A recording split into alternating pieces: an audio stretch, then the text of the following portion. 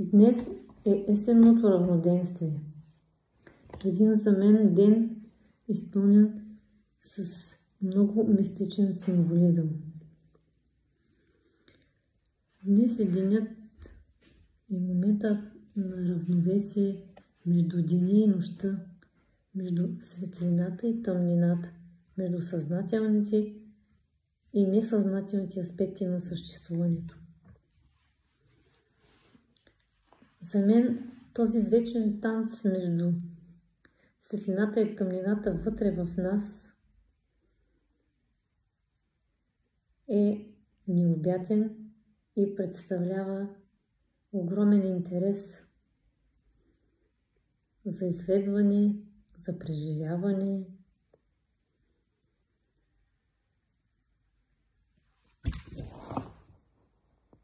Днес е такъв специален ден, в който е добре да се замислим от какво имаме нужда да се освободим. От всички тези устарели модели на мислене, от всички наши убеждения, които в днешно време не работят за нас. Всички поведения, които вече не ни служат. Нашите привързаности. От нашите страхове и блокажи е добре да се освободим. Добре е да се освободим дори реално пространството около нас от ненужни вещи, които като погледнем не ни носят радост и удовлетворение.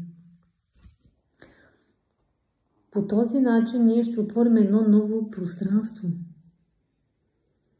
за да можем в това свободно пространство да дойде новото онова, за което копнеем, мечтаем. И по този начин това ще направи път за нов растеж.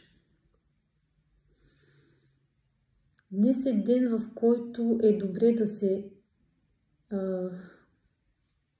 размислим и да благодарим на природата и на живота като цяло. Това е време, в което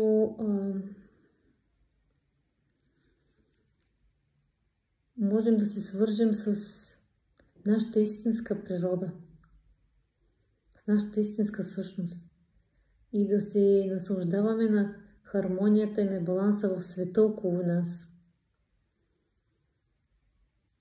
Нека да бъдем в синхрон с ритъма на природата и да се стремим да намираме баланса първо вътре в нас,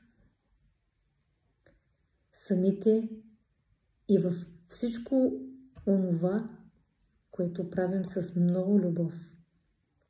Именно за това днес аз създадох една нова енергийна практика и който желае повече информация за нея, нека да напише под поста "Освобождавам" и аз ще дам информация. Благодаря ви.